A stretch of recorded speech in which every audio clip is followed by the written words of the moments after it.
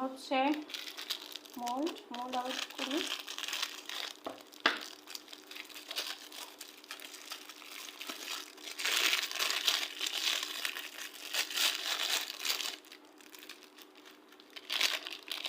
এগুলো এই মোল্ড দিয়ে জিপসাম পাউডার দিয়েও করা যাবে, আপনার ছবি বানানো যাবে, আবার মোম দিয়ে করা যাবে। তো আমার ঘরে কয়েকটা আছে মোল্ড, গোলাপ ফুলের একটা মোল্ড আছে, এটা বের করতে হবে, আজকে বের করে নিই।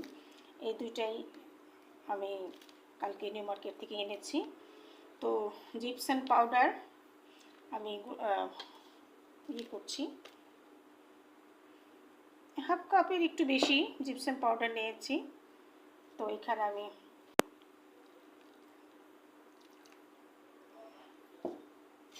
হাফ কাপ এরকম পানি দিব।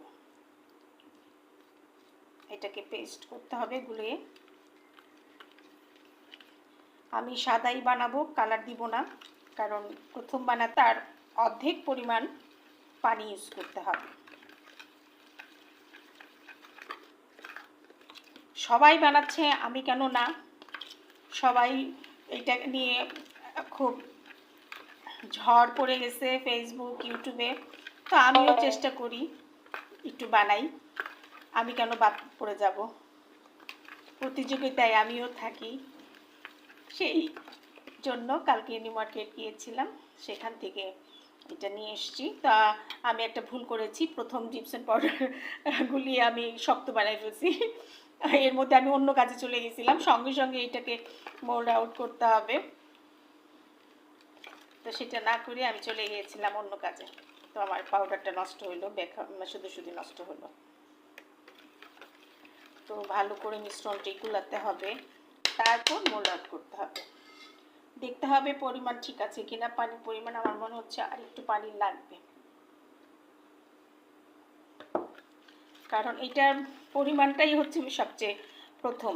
আপনি একদম বেশি নরম তরল করে ফেলতে পারবেন না, আবার বেশি ঘনও করতে পারবেন না।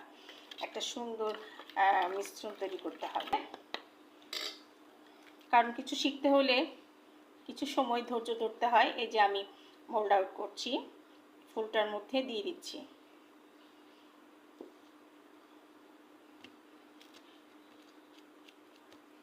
ঝাঁকিয়ে ঝাঁকিয়ে যেন মানে এটা ভেতরের দিকে যায়, সেটা খেয়াল রাখতে হবে।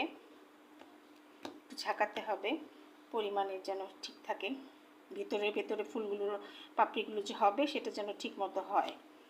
আর বাকিটা আমি প্লেটের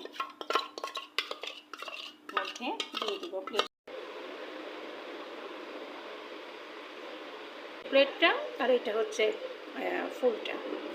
তো এটা শুকোতে দিয়েছি 1 থেকে 2 দিন, এটা শুকাতে হবে।